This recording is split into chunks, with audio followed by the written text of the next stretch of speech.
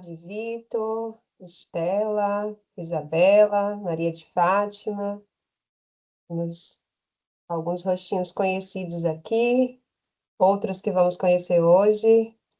Sejam todos bem-vindos ao Portas Abertas Musiquê. Nós somos a Academia do Tisdomos, né? Para quem não nos conhece, chegou aqui hoje, também para quem vai nos assistir depois através do vídeo da gravação que irá para o YouTube, também já aproveito para saudar essas pessoas. Então, nós somos a Academia do Tisdomos, uma plataforma com aulas online e ao vivo de todas as matérias e livre de doutrinação ideológica. Todos os meses nós temos promovido eventos que mostram um pouco de como é realmente, né, da porta para dentro, como são as aulas da Academia do Tisdomos. Então, já tivemos a edição de gramática, de literatura, de latim, de química, física, e até o final do ano nós temos ainda muitas áreas aqui para explorar, tanto dos nossos cursos quanto dos nossos infoprodutos. Então, hoje nós vamos ter o Portas Abertas Musiquê. Nós mandamos mais cedo um guia para os participantes lá no grupo, um guia preparado com muito carinho, né, dizendo que as crianças são bem-vindas, porque realmente não vai ser uma palestra expositiva, mas vai ser uma aula em que a professora realmente quer e precisa da interação de vocês enquanto alunos. Então, fica o nosso apelo, aquele apelo que a gente já fez no guia, aquele convite a deixarem as câmeras abertas, os microfones abertos e participarem ativamente. Depois a professora vai ter um outro momento ali para mostrar, né, como planejamos, como pensamos em cada etapa da aula que vocês participaram.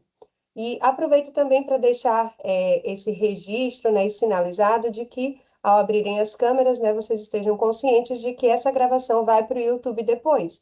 Então, a imagem de vocês também estará lá no YouTube. Eu vou chamar agora a professora Natália Mendes, que vai nos dar essa aula hoje. Boa tarde, Natália. Tudo bem? Boa tarde, Anne, tudo bem? Boa tarde a todos. Então, muito bem, vamos lá. Então, estou olhando aqui pelos rostos, eu vou pedir para a professora Anne também me ajudar para que eu consiga identificar quais são as pessoas que podem participar, que podem abrir o microfone, que querem interagir. Então, eu vou ir me guiando aqui pelas câmeras e também pelo que vocês forem enviando para a professora Anne, ok? Então, muito bem, vamos lá para a gente começar. Para trazer um pouquinho de contexto, essa vai ser uma aula de apreciação artística. E, idealmente, se nós estivéssemos em uma sequência de aulas, nós teríamos tido uma aula anterior em que vocês teriam visto pela primeira vez o quadro que nós vamos estudar. Porém, como isso não aconteceu, eu vou trazer alguns comentários a respeito dele. Então, deixa eu já compartilhar aqui a minha tela com vocês.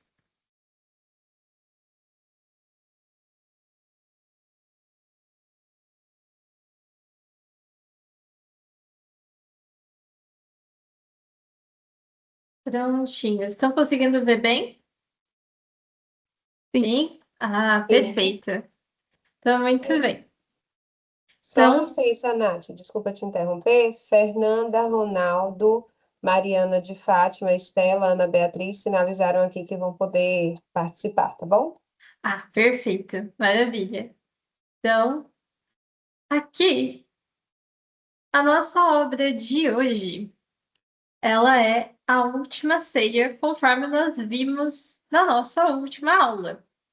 Então, essa obra que foi pintada pelo Leonardo da Vinci, um pintor italiano.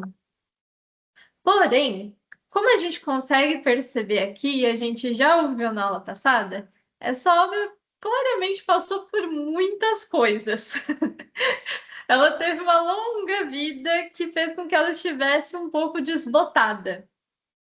Por conta disso, nós vamos usar hoje, para a gente explorar um pouquinho melhor dela, uma outra versão dessa mesma obra, que não foi feita pelo Leonardo da Vinci, foi feita pelo Gian Pietrino, que é praticamente a mesma coisa, Olha, está com os mesmos lugares, são as mesmas posições, porém, nós temos aqui um pouquinho mais de qualidade na imagem para que a gente consiga identificar bem os elementos. Então, eu queria saber a opinião de vocês sobre uma coisa. Como você acha que o Leonardo da Vinci, no que você acha que o Leonardo da Vinci se baseou para conseguir fazer essa pintura da Última Ceia? Ronaldo? Passeou? Uhum. O Bom, que você acha que ele usou para tirar as ideias dele?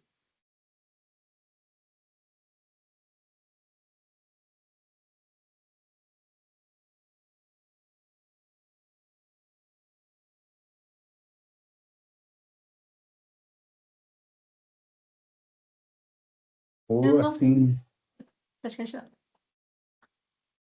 ou os elementos do quadro de acordo com o que existia na época de Jesus.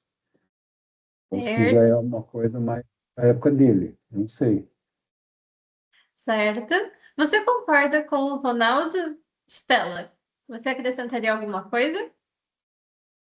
Acho que não, acho que é assim mesmo. E como vocês acham que ele sabia das pessoas que estavam por lá, ou mais ou menos o que que tinha nessa mesa, né? O que que tinha na época, Ana Beatriz? Eu imagino que ele tenha consultado os evangelhos. E aí lá tem uma pequena descrição, né, das pessoas que estavam presentes na última ceia. E pode ser que ele tenha algum outro material de referência que também fale desse início, né, da era cristã, como era o contexto. Certo? E você concorda com a Ana Beatriz, Vitor Hugo?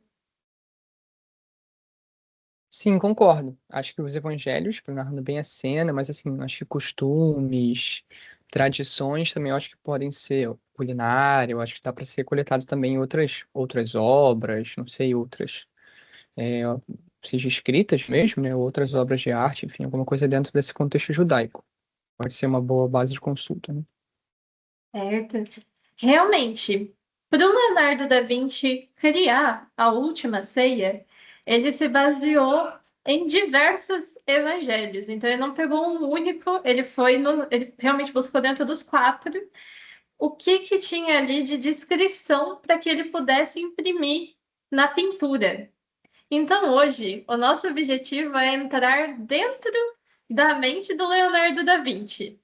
Nós vamos nós vamos ir acompanhando através de diversos trechos, tentando encontrar quem é cada uma dessas pessoas que está aqui, porque a gente vê que tem muitas.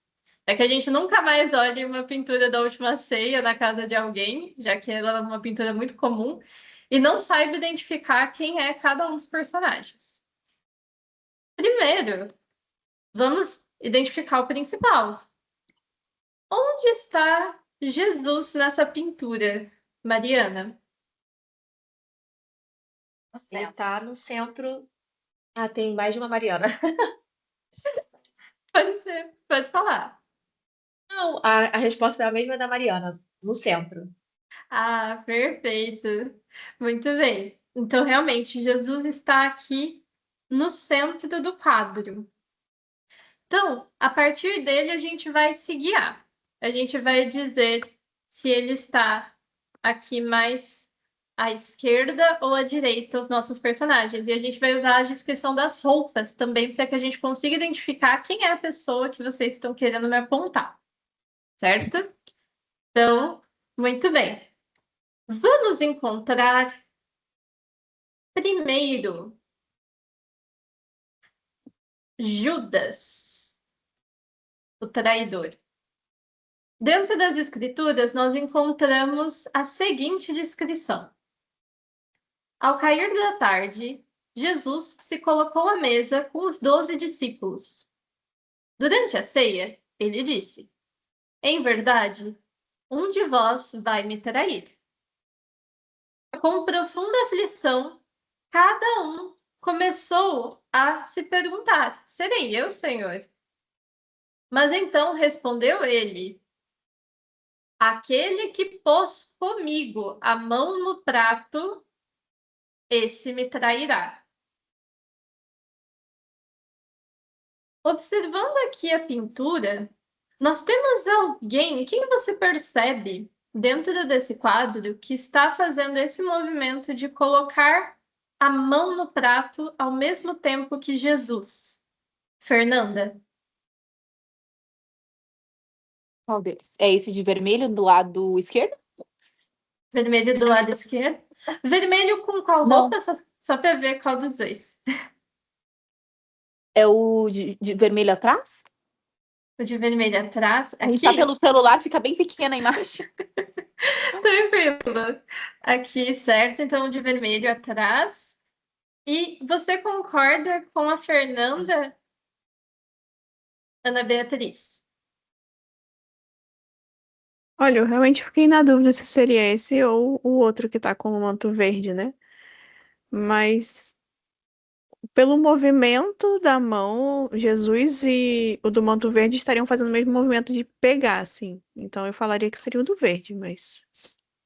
Vamos olhar aqui, então, meninos. Aqui, eu vou só pausar. Opa, mudou a tela. Vamos dar uma aproximadinha para a gente observar justamente o movimento das mãos. Então, olha, esse do manto avermelhado, a gente consegue ver que ele tá com as mãos assim, postas como se ele tivesse apoiado, né, em espera. E esse do manto verde aqui, ele coloca realmente no mesmo movimento. Então, escondidinho aqui também, a gente vê a outra mão dele. O que você vê que ele tem na outra mão, Vitor Hugo? Só destacar que eu acho que uma pista, na dúvida que eu estava tentando observar as auréolas, para tentar descobrir uma dica nesse sentido, né? E aí eu acho que esse daí, desse manto um pouco esverdeado no lado, já a ausência, que aparentemente já indica, e parece me fez lembrar de Judas que carregava bolsa, né, de dinheiro, né, a bolsa de moedas. Também parece ser, não dá para entender, identificar certamente, mas parece uma bolsa, né, algo ali amarrado. E aqui ele carrega como se ele estivesse levando ali as moedas que Isso. ele usou para vender a localização de Jesus. Certo? Aqui, antes de partirmos para o nosso próximo personagem, vou aproveitar para deixar uma curiosidade para vocês. Esse rosto que nós temos aqui em Judas, na verdade, ele é o rosto do próprio Leonardo da Vinci que pintou. Ele quis se imprimir dentro da pintura como Judas, ali colocando justamente a reflexão de quantas vezes ele mesmo e nós somos Judas, né? Quantas vezes a gente troca Cristo por algumas moedas de prata. Então, além disso, a gente vê aqui bem no cantinho, escondidinho, como se tivesse um saleiro caído, que na época era uma superstição, mas se podemos falar dessa forma, em relação a dizer que algo ruim iria acontecer, o saleiro caído. Então é também um outro símbolo escondido que a gente tem aqui. Mas vamos continuar procurando os nossos outros personagens, porque nós temos muitos aqui. Então, a nossa próxima passagem, ela diz o seguinte: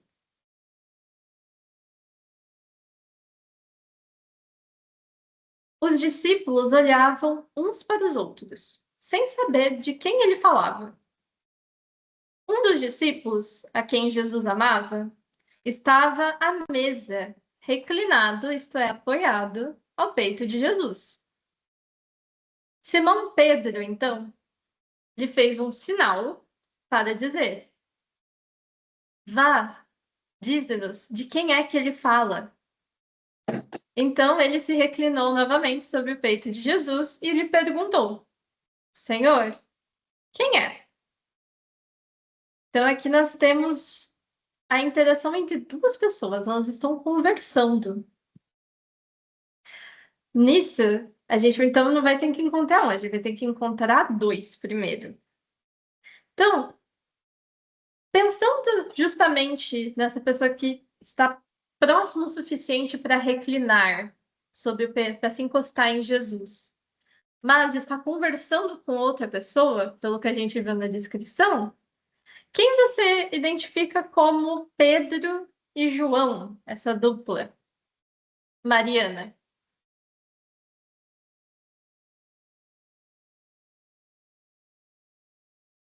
Eu vejo como sendo esse de vermelho e preto e o senhor com barba branca, calvo, ali do lado, nessa interação. Você concorda com a Mariana, Estela?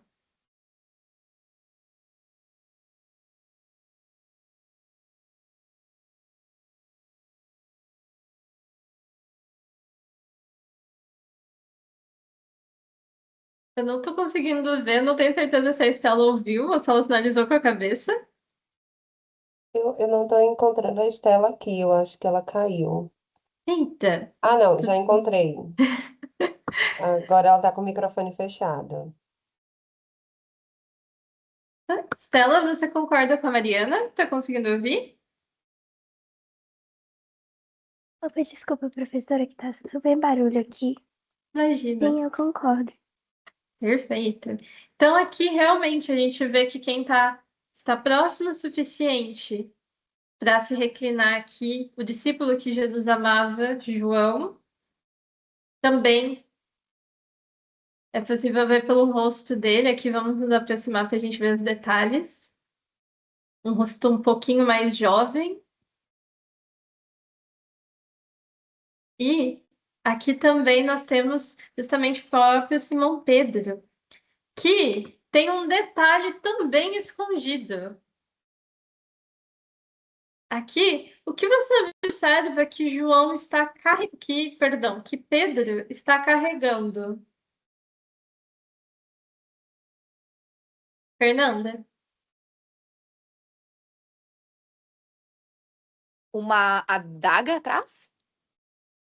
mesmo uma adaga. Então, no movimento que ele vai fazer no Horto das Oliveiras, em que ele corta muito depois ali a orelha do soldado, aqui a gente já percebe escondidinho que ele tá com a faca na mão.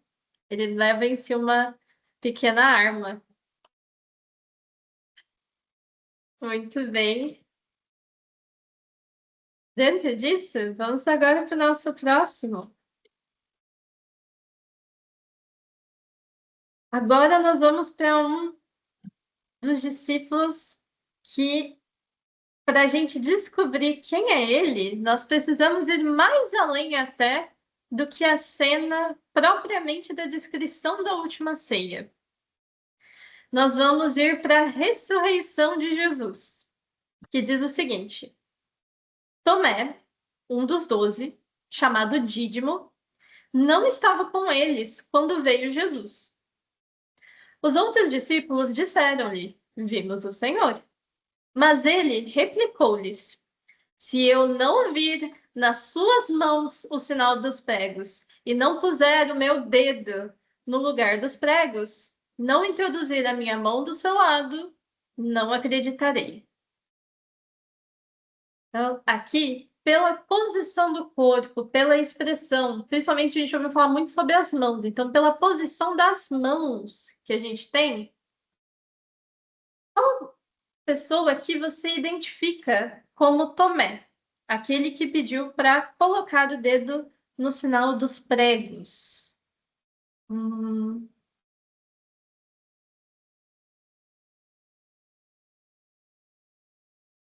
Vitor Hugo. Pode só repetir a pergunta? Me distraí. Para, perdão. Tranquilo. Quem você identifica pela posição do corpo, pela expressão e principalmente pela posição das mãos? Quem você identifica que seria Tomé, aquele que disse que acreditaria se ele colocasse o dedo na ferida das mãos de Jesus? Legal. Olha, bem ao lado ali esquerdo, né, do ombro de Jesus, nossa visão direita, atrás do personagem de verde. Eu não consigo nem ver o corpo dele, mas parece que ele tá com o dedo assim bem apontado para cima, né? Um indicador bem apontado para cima. Por essa descrição, parece ser esse. Você concorda com o Vitor Hugo, Mariana? Sim, concordo.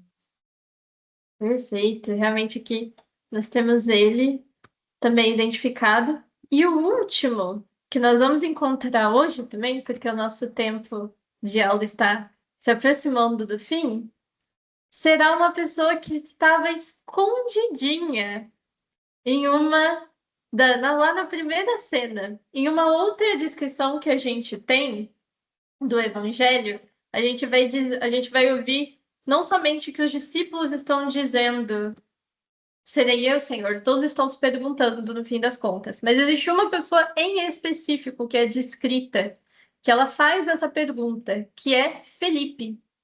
Felipe teria perguntado claramente: serei eu, Senhor? Então, observando aqui, nós vamos encontrar agora, por último, quem você encontra que está se dirigindo a Jesus, porque a pergunta é feita a ele, e ao mesmo tempo está perguntando para Jesus se direcionando, falando sobre si. Então, de alguma forma, ele está mostrando ele mesmo dentro da pergunta, né? Porque ele está perguntando: serei eu, Senhor? Quem você encontra que está com o corpo voltado dessa forma? Ronaldo. Direita, no quadro, com um manto vermelho. Vermelho. Perdão, eu Pena. tô daqui. Esse daqui ou esse daqui? A direita não a direita de Jesus, a direita da gente. Deixa eu ver aqui. Do Pera lado aqui. do lado do Tomé. Ah, tá, agora sim. É mais fácil. É porque ali eles estão em tantos que fica um pouquinho confuso. Não, certo? E agora então esse daqui. E você concorda com o Ronaldo, Ana Beatriz? Me parece que sim. Aqui realmente a gente tem, apontando para si, a gente encontra Felipe, né? Com essa expressão bem voltada, porque nós vemos pelos olhares dos discípulos, como vocês puderam observar, nós vemos que existem muitas interações acontecendo. Alguns olham, outros falam uns com os outros. Nós temos aqui as conversas acontecendo, alguns estão voltados, aqui a gente vê mais claramente, né? E aí nós vemos aqui ele realmente com os olhos direcionados para Cristo, apontando do próprio peito, para se indicar. Apenas para finalizarmos, para não irmos depois da aula, partindo para a próxima parte na curiosidade, afinal de contas, então, quem eram os outros? Vamos então um por um. Bartolomeu, Tiago Menor, André, Judas Iscariotes, já vimos, né? Pedro, João, Jesus, Tomé, Tiago Maior, Felipe, Mateus, São Judas Tadeu e Simão Cananeu, que também vai ser chamado de Simão Zelote. Então, aqui para a gente dar um passinho para trás para ver a pintura completa. Então, dessa forma, a gente consegue encontrar pela mente do Leonardo da Vinci qual que foi o caminho que ele seguiu para conseguir posicionar cada um deles. Todos eles estão aqui de uma certa forma, né, com uma certa expressão por um motivo. Eu vou dar uma olhadinha aqui pelo chat, porque eu acho que tinham algumas perguntas ou comentários em relação. Eu vi a pouca idade e a muita idade do João e de Pedro.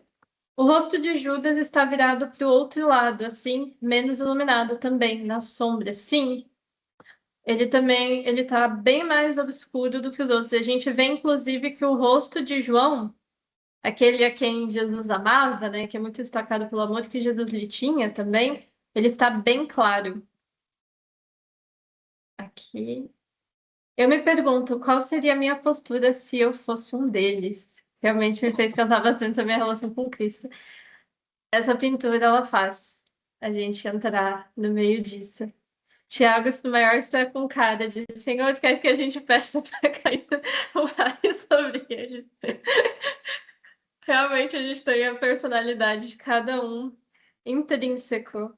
E para qual idade seria essa aula? Vamos então começar agora, saindo, para a gente oficialmente sair então do conteúdo da aula e começar a entrar a falar sobre o curso de musiquê. Tem alguma última dúvida ou pergunta em relação a esse quadro?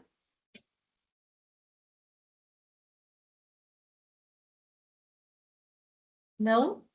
Pelo menos eu não estou vendo, então. Ok, então vamos lá, então, para a gente começar a falar sobre o curso de musiquê oficialmente. Além da aula que a gente demonstrou, a Genice perguntou para qual idade seria essa aula. Genice, essa aula ela foi aplicada com as devidas adaptações no vocabulário do texto bíblico. Ela foi aplicada para alunos de 5 anos até 11 anos. Então, com os alunos mais velhos de escola secunda, que nós chamamos aqui, que estariam ali referentes ao 4º ano, ao 6º ano, eu consegui usar com eles o vocabulário original do texto. Como aqui eu não imaginava que teriam talvez crianças menores, até com a câmera desligada, eu adaptei um pouquinho o texto. Com as crianças, eu fui, tal como eu fiz aqui, eu fui substituindo algumas palavras, para que ficasse um pouquinho mais claro, caso eles não conhecessem alguma delas.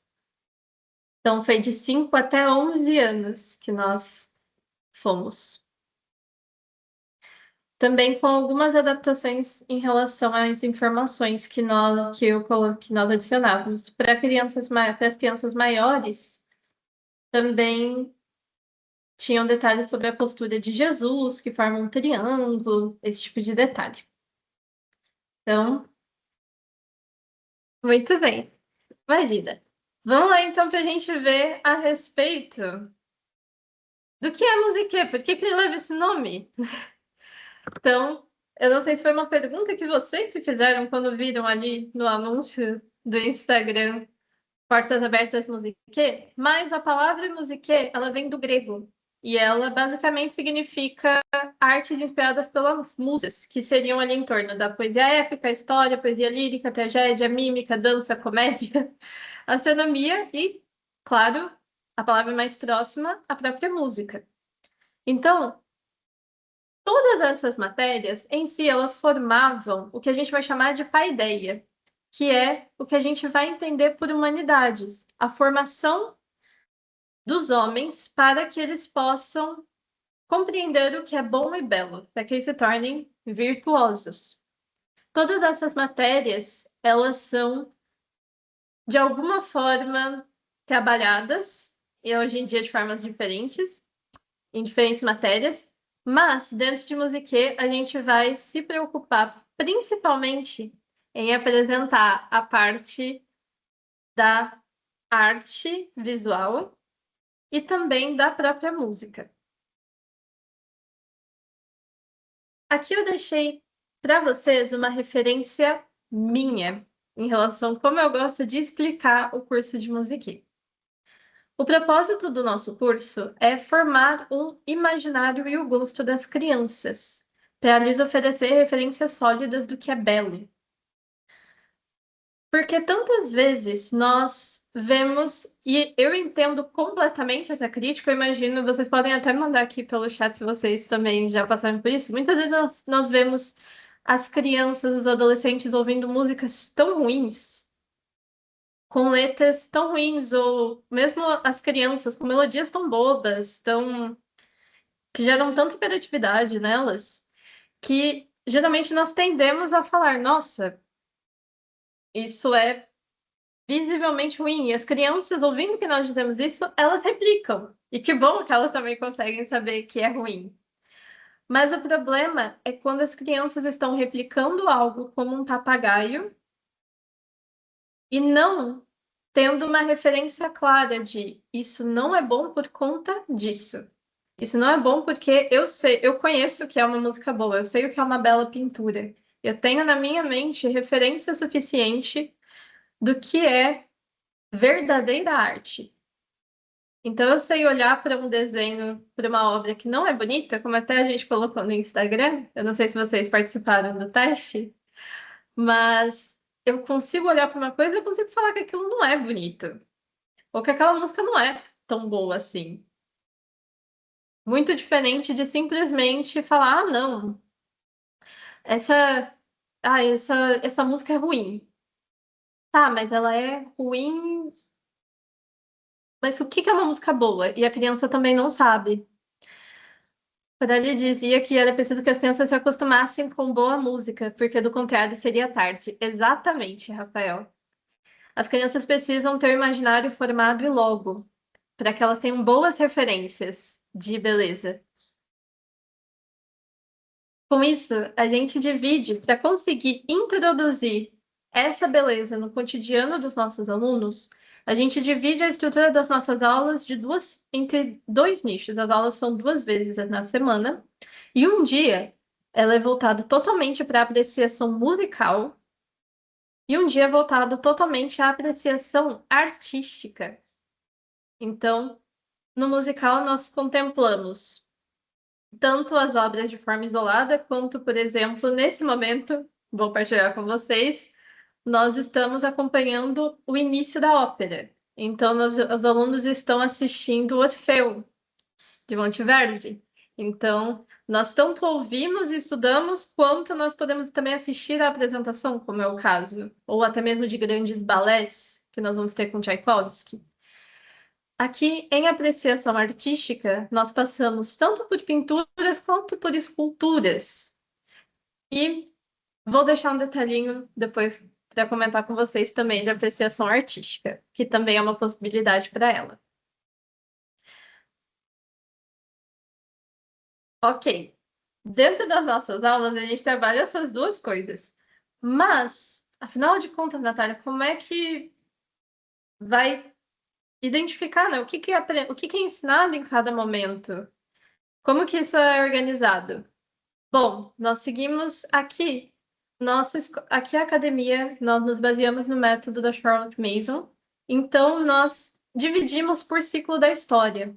Então, os alunos, eles acompanham um ciclo por um ano todo. Então, por exemplo, nesse momento, nós estamos no ciclo 2. Nós estamos... Opa! Não, perdão. Nós estamos no ciclo 1. De 800 depois de Cristo a 1650 depois de Cristo.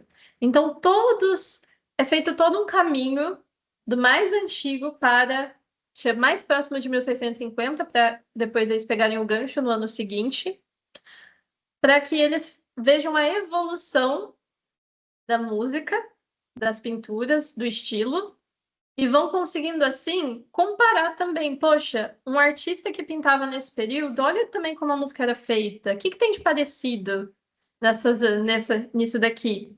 Ou até mesmo, quando a gente chega no final do ano, o que tem de diferente das obras que a gente conseguiu observar no primeiro trimestre, que eram muito mais antigas em relação a essas?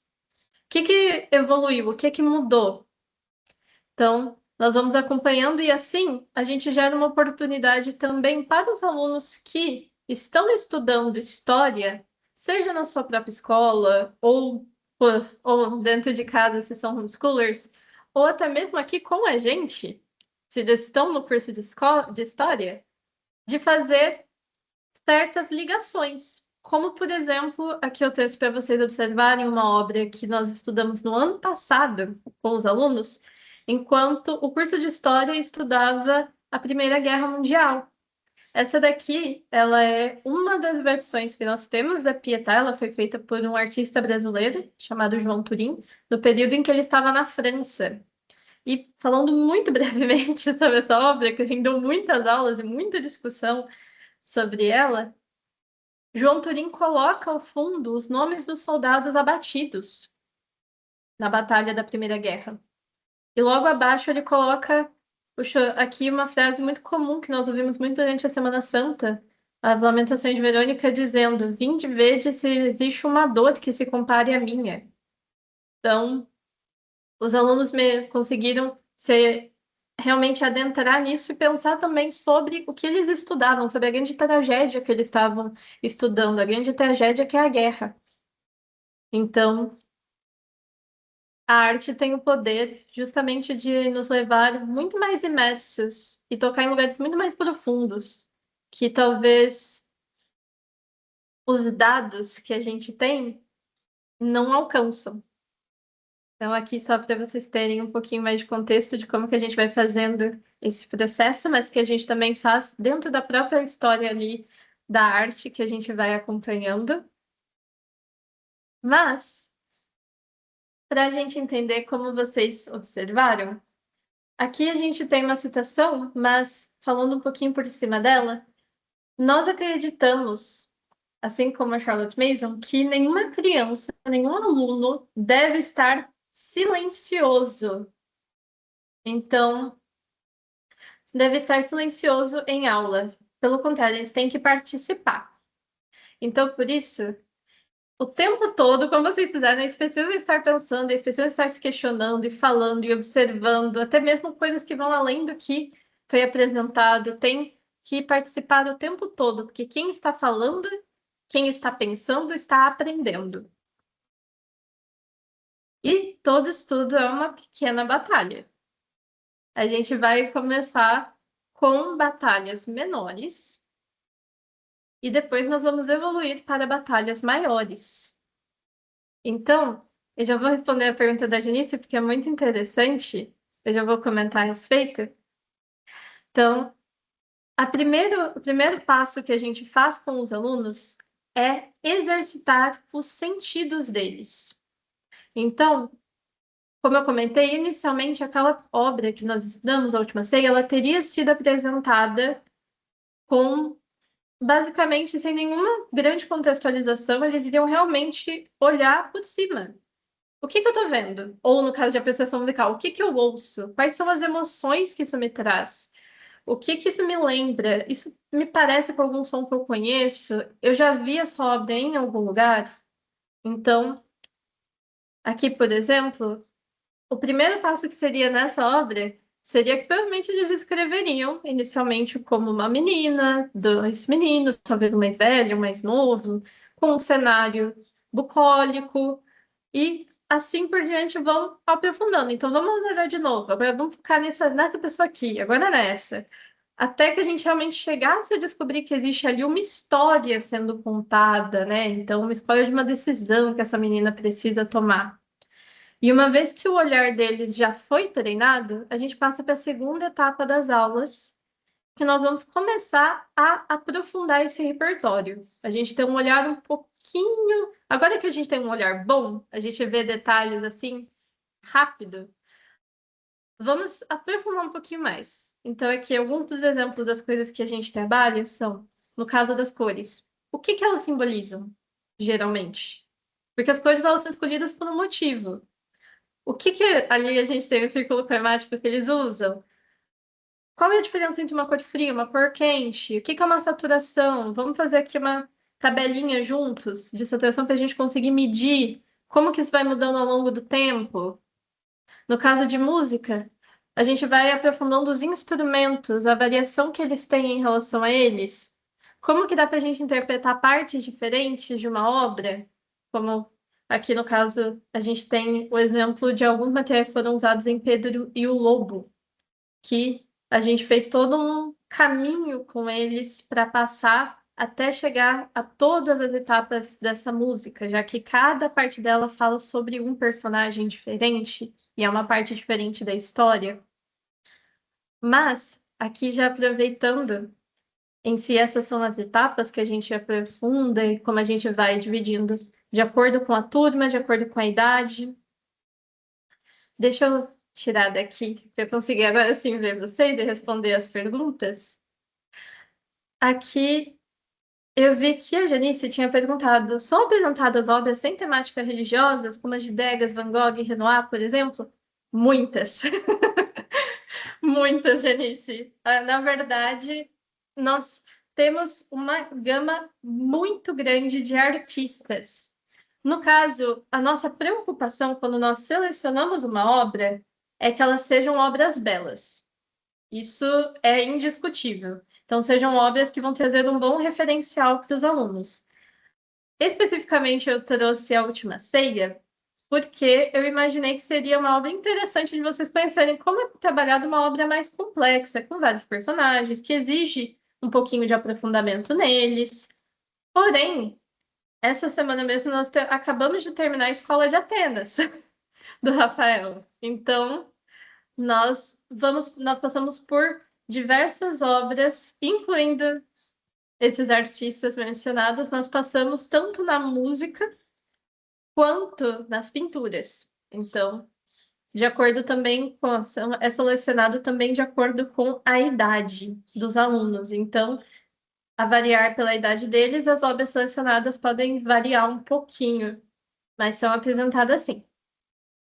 E aproveitando que falamos sobre idade, enquanto eu peço que vocês podem, por favor, perguntar caso tenha alguma outra dúvida, alguma outra coisa que vocês gostariam de saber, eu aproveito para anunciar em primeira mão que atualmente, como foi divulgado, eu imagino que vocês tenham visto, as nossas turmas presentes são por volta dos 5 anos até os 11. 12 às vezes, com algum aluno que quer muito participar e tudo mais. Porém, nós estamos com o interesse de abrir uma turma para adolescentes. Então, caso vocês tenham filhos adolescentes, tenham interesse na turma, podem entrar, por favor, em contato com a secretaria para entrarem na nossa lista de espera. Então, nós estamos interessados e isso que eu comentei lá, que eu ia contar para vocês sobre as obras visuais, dentro do perdão, dentro do nosso trabalho com os adolescentes, também entra a arquitetura. Então, além de pinturas, esculturas, nós também trabalhamos a arquitetura. Então, em si, não estou vendo aqui pelo chat, mas talvez eu tenha perdido algo. Anne, tem mais alguma dúvida em relação aqui ao curso? Existe um aqui. Existe um cronograma que possamos acompanhar para caminhar junto com o estudo em casa, de história, por exemplo. Em si, todas as obras elas são previstas no início do ano pela ementa. Então, pela ementa, nós já informamos, por exemplo, qual é o período histórico que nós estamos estudando. Então, todas elas vêm já explicando exatamente tanto quais serão as obras estudadas quanto os artistas. Então, é possível por ali acompanhar em qual período da história ali, dentro do período histórico, em qual momento que nós estamos com eles. Então, existe sim, além do material que nós enviamos durante o trimestre. Então, todo trimestre nós temos as pinturas que são enviadas para casa e também a lista com as músicas, caso queiram participar. Elas também são disponibilizadas na nossa plataforma, o Schooled. Então, é enviado sim. Mariana?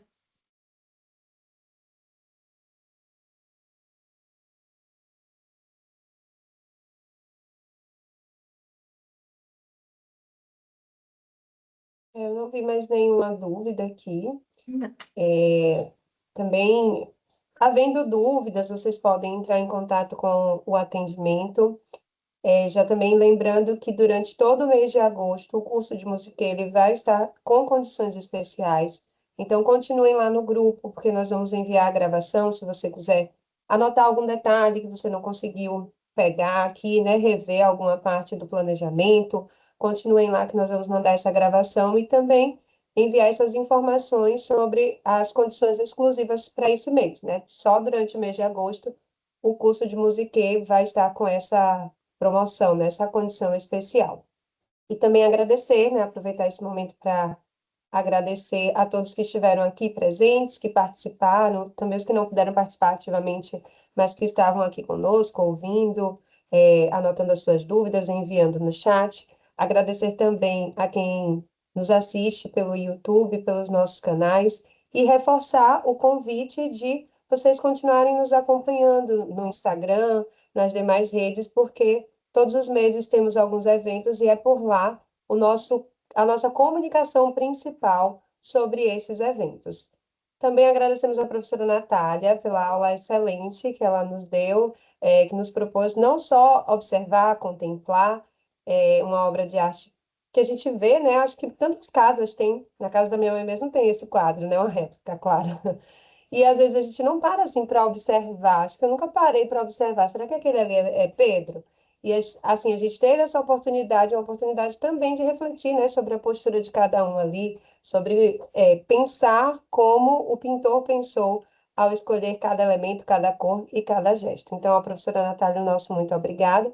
E a todos vocês também, obrigada e contamos com vocês nos nossos próximos eventos. Uma ótima tarde para todos.